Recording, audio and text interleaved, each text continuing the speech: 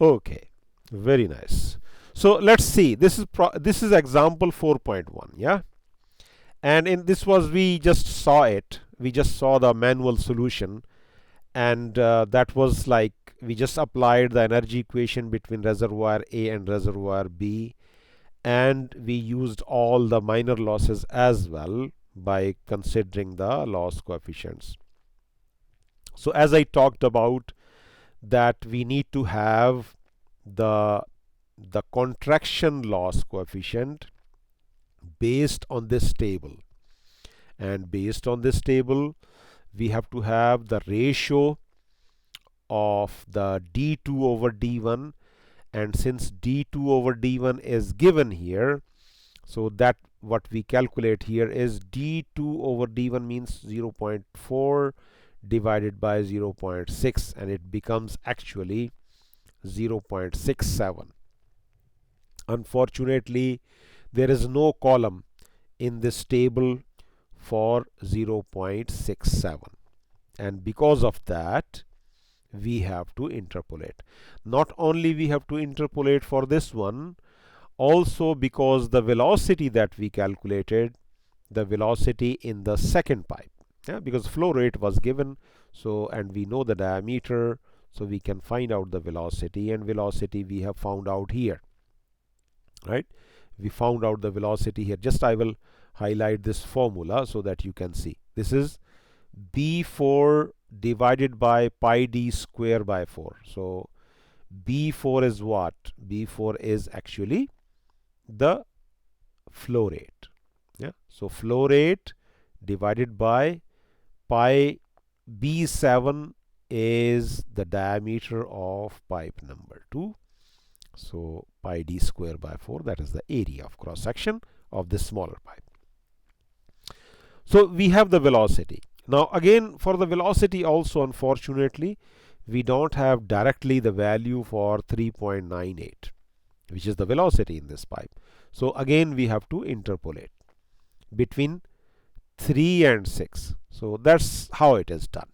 Yeah, so first of all, we can do it either way. First we find out the interpolation. We do the interpolation between 0.28 and 0.18 to find out the value of the loss coefficient for 0.67, and then we do the interpolation for these two at 6 meter per second velocity, 3 meter per second velocity, and then finally we just do this interpolation based on the velocity in our pipe, and we have done it there. As you can see here is just the interpolation formula. Yeah, so just the interpolation formula that has been used here in order to find out the value of the loss coefficient, which was 0.21. I think we have seen it. Okay, so by using Excel, just like the simple thing is like, if you save this thing, then it will be easier, because you just need to, if you have any other velocity or any other diameter ratio, you just need to change these numbers and you will be able to solve it. So just like a benefit in using Excel. Okay, so the other example is this one, and again it's also very straightforward example, just by calculating. I think manually also we calculated all the things directly, so just by Excel is just to make it a little bit more convenient, because you can see all the values here. If you make any mistakes, then you can again go back and correct it, and then the calculation will be done. So I think you can look at it. I will share it with you, this Excel sheet, and you can actually see it. Okay, so later you can see it, but this is straightforward calculation. Today's main objective was to talk about the three reservoir problem. Okay, so for the three reservoir problem, this left hand side is showing the pattern of calculations exactly the same as for the manual calculations. So it's like based on the manual calculation process. What we have done here, of course we know all the elevations. Elevation of reservoir A, B and C, these are listed here. Then the pipe lengths for pipe number 1, 2 and 3 are given here. Then diameters, pipe number 1, 2 and 3. Then E value, which is same for the 3 pipes. The value of nu is also same for all the pipes. Now here in this situation, what we have done is we have just used a kind of very high Reynolds number just to we have decided, what we have done here is decided that the value of Reynolds number is so high that the pipe will behave like a fully turbulent or fully rough pipe. So that means the friction factor will not change. Once it is calculated, it will be calculated only on the basis of the relative roughness. Although we shall use the whole formula, as you can see here. So I will just talk about it first, and then we move on to the next method that I like to show you. The first thing is the first step according to the example was that we assume the value of the elevation of the piezometer at the junction. That was 110. Yeah, we chose 110, and based on that we calculated the velocities. So velocities are calculated here. Now just let me show you these calculations. Relative roughness, of course, is calculated. We already know that it is E over D, right, for pipe number 1, pipe number 2, pipe number 3. So these values are just the calculations of E over D, right? So this is for pipe number 2 and this is for pipe number 3. Similarly, friction factor. So friction factor is, we know the formula, and that formula is here, written here. The same formula we have used here. By using the relative roughness, which is here, and the Reynolds number we have fixed for all the pipes just to make it very high, just to make the actually calculation simple. We found out the velocity, then we found out the friction factor. After the friction factor, the velocity has been found out, and the velocity has been found out again by using this formula. And here I have put it in terms of Q just to make it simple for my second method. But anyway, you know the formula, yeah? HF is equal to FL over D, V square over 2G instead of this one. So velocity is calculated from here by using that original Darcy-Weisbach formula. And once we have the velocity, now we can find out the flow rate, that is A into V. So area, which is based on the diameter and the velocity. Same thing for the pipe number 2 and pipe number 3, and then we just have, considering the direction, we have added and we found out that this is the sum of Q. So sum of Q at the junction is minus 0.395. Next step, we assumed the piezometric elevation to be 100, and again we did all these calculations again, and we found out that sum of Q is equal to minus 0.08. Then we calculated by assuming 90, and we found out that it is sum is 0.24. And then we plotted them and we estimated that it is 99, as we said in the question, in the solution, I mean, of the example. So again, for the 99 also we calculated the values of Q, and we found out that the sum of Q is very, very small, yeah, minus 0.00254, yeah. So based on that, we say that okay, this is the correct value, and these are the correct values of flow rates. So all these flow rates are correct because we have already found the sum of Q equal to close to equal to 0. So that is the way of calculations by using the normal manual calculation. What we have done here is we use the same steps as we should do in manual calculations, but here the benefit is that we can actually directly copy the formulas and we can do the calculations quickly. Yeah, so that's how we have done it.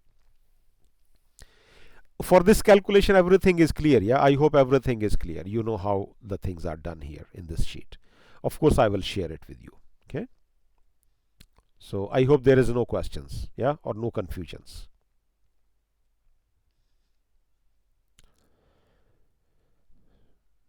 Right? Very good. Now is the next method, yeah, which is I prefer this one, because of course this is a little bit of advanced feature of Excel. Anybody has studied linear programming?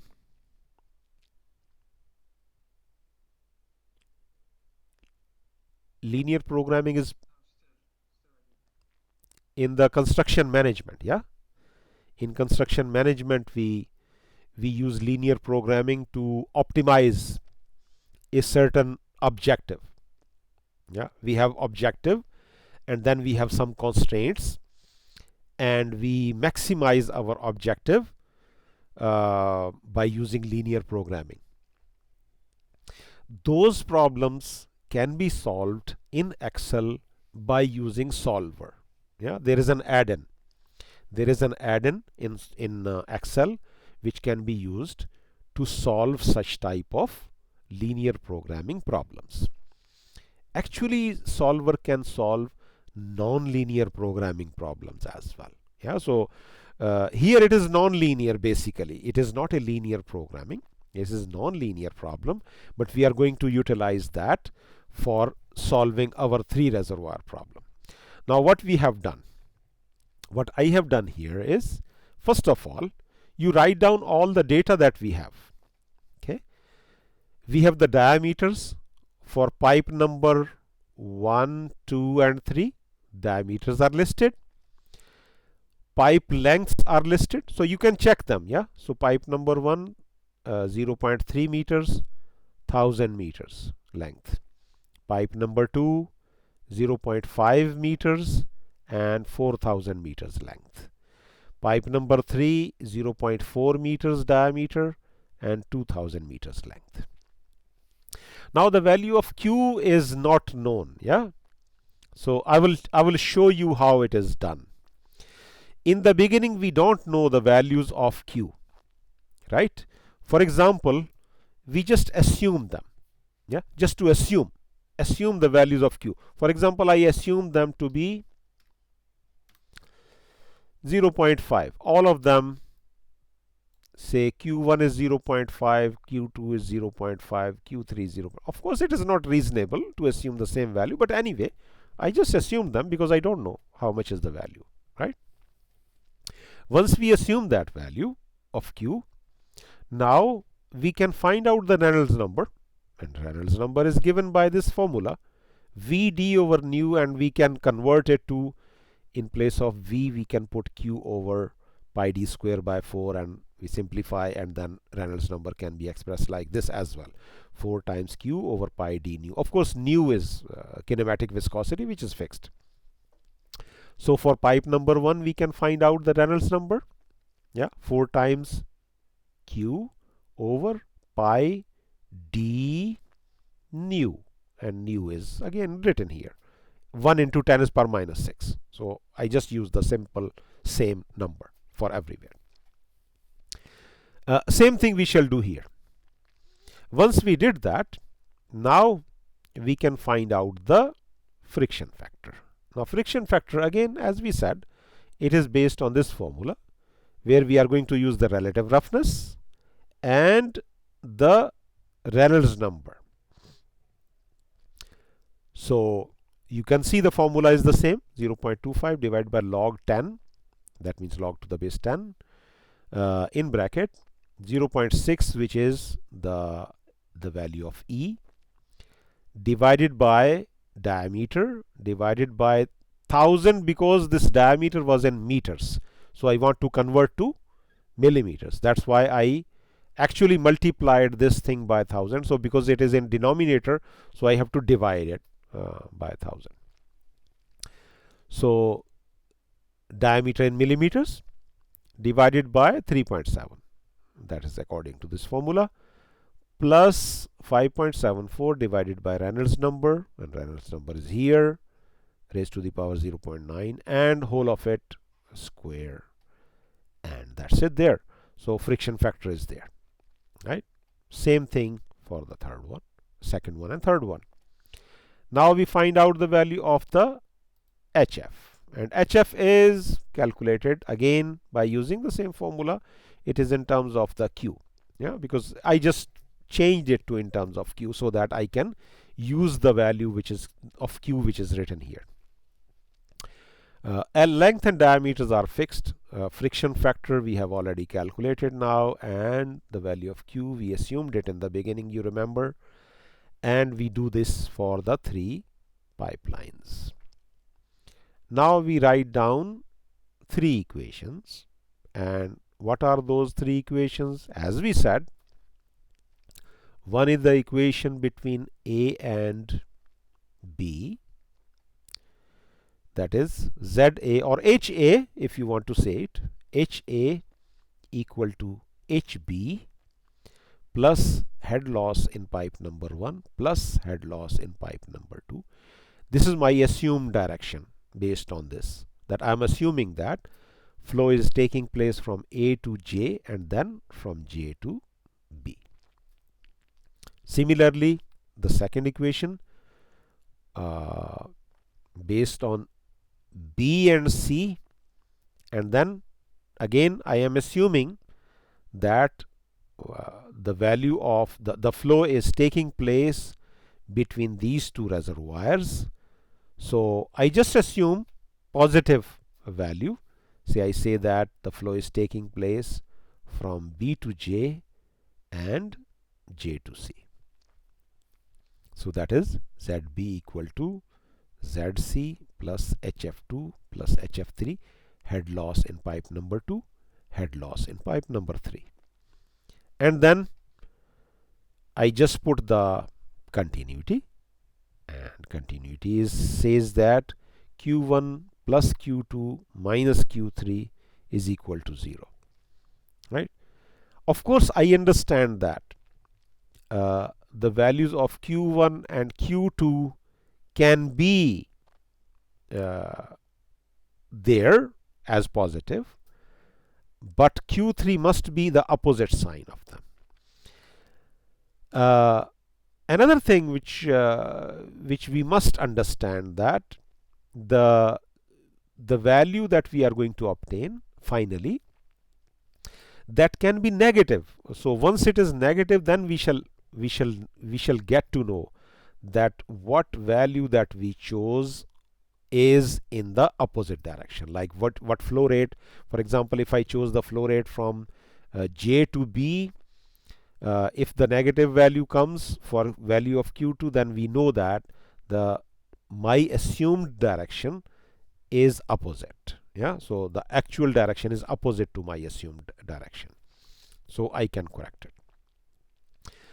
So we just calculated these 3 equations. So first equation, as you can see here, is 40 minus U4. What is U4 actually? Is HF1. So as I said, say ZA minus ZB minus H1 minus HF2 should be equal to 0. And what is ZA? ZA we already know, that is 120, minus ZB, again ZB is also fixed. But here what I have written here is, sorry, I think I made one mistake in the equation.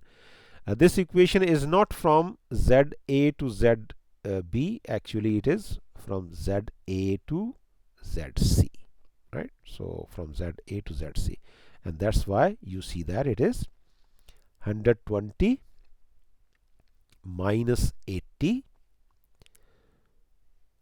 minus the U4, and U4 is what? the head loss from A to J, that is in pipe number 1, minus U6, and U6 is here, which means it is the head loss which is taking place from this place to this place. That means from the junction to reservoir C. So I am applying one equation between A and C, the other equation between B and C, and I'm assuming that the direction of flow is from Q1 to J and then from J to C, and then in the second equation I'm assuming that it is from B to J and from J to C. So second equation, you can see that ZB minus ZC minus HF2 minus HF3 must be equal to 0, right? And that is what is done here.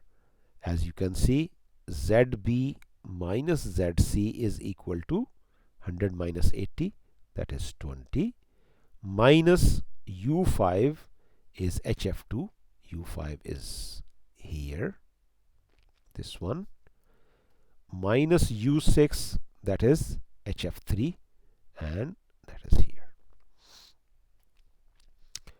And the third equation is of course the continuity. Yeah, so continuity equation says that R4, and that is R4 is here, R4 plus R5 minus R6, and that is here, and theoretically speaking it should be 0. So now this is my objective, right? So these are the equations, these three equations I have written. I just need to balance them now. See, look at it. The first equation is, it should be equal to 0, but it's not 0 here. Same thing for the second equation, it also should be equal to 0. Yeah, let me just correct this one first so that we don't get any confusions, right? So, and this one should be HF3. Let me just save it as well, yeah, because when I'm going to share it with you, so you guys will know what we are talking about.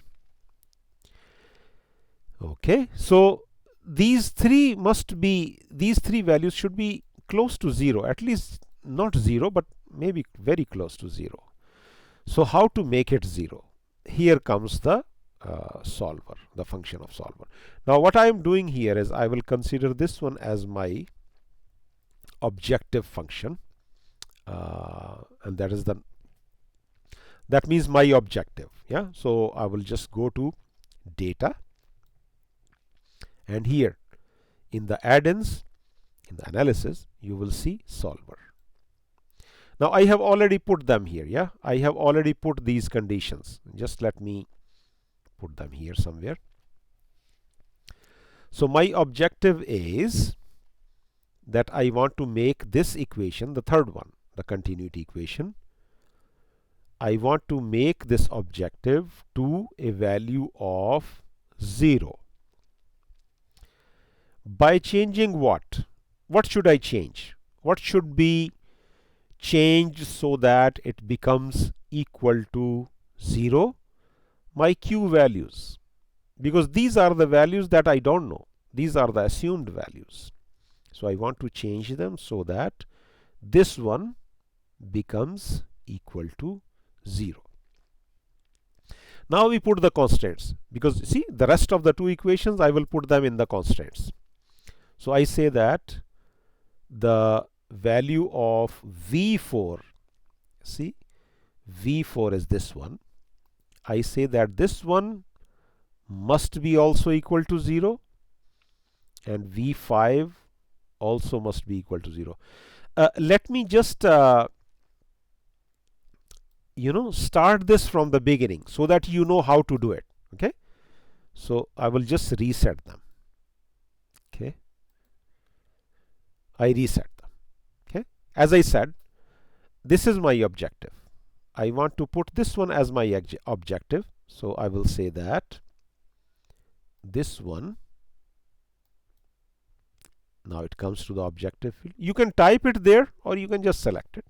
Selection is easy actually, so just put it and then select this thing, that is value of 0, by changing which cells. So then again I will select these 3 cells of Q and these should be changed. Now I have to add the constant, so I will just click add, and from here we can choose one of my equations, the first one. I selected it. Now here what is the operator? I want to make it equal to 0, and I just need to write down 0 here because I want to make it to 0. So this is my first constant, and I am not going to finish here, so I'm going to add another constant. So I will just say add. The second equation, right? So I will say the second equation. Again, I will say that it is equal to 0. Actually, I want to add one more constant just to make the problem very clear, because as you know, the value of Q1, because Q1 is the flow rate which is coming from the highest reservoir, there is no chance that Q1 will be negative. So I can make sure that the value of Q1 remains positive. How can I do that? I can put a constant here. I'll say that Q1 will always be greater or equal to, because there is no only greater sign there, so I'm happy with it, will be always greater or equal to 0. So when you will click this, you will see your problem is set up. So you have the objective, this one, to be 0 and with the constraints. You don't need to change anything else. Yeah, just leave it like this by default. And you say solve. Okay. And when we click solve, you will see what changes will happen here in the Q values. Yeah. So I will say solve. Okay. So when you say solve, so you see the values of these equations. The first equation, very small value, almost 0. Second equation, very small, almost 0. And this is exactly 0 actually. Actually it is very small, so that the Excel is not differentiating between the value and 0. So that's why it is 0 here. Now here, and you see the values of Q here. We assumed 0.5 for all of them. Now they are changed. And you can also compare the final solution, which is given in the book, and also we have done it by Excel, the manual solution. And you can see that how the solution compares with these values. Here now, if you are happy with this solution, the solution that you have obtained here, then you keep it. Yeah, so it gives you the option, keep solver solution. If you are not happy with it, you just restore original values, go back and then try something else. So I'm happy with this solution. I'm okay. So I will just say okay here. So that will give you the final solution of this problem. You just have to set it up. You just have to set it up properly.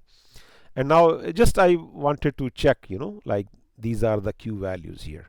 See the Q values for HJ99.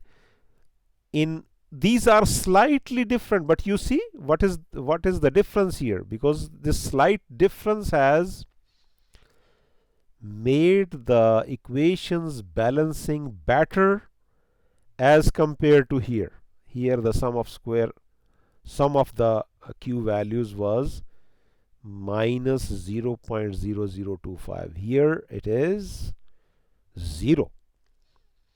And these are the more incorrect values as compared to the values that we obtained from the manual calculations. Any confusion so far in using solver for three reservoir problem?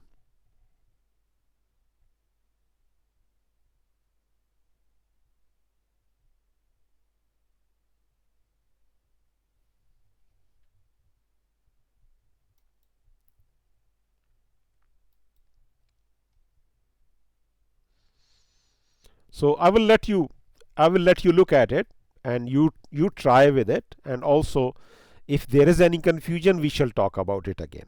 Okay, so I want you to learn this method because this method is very useful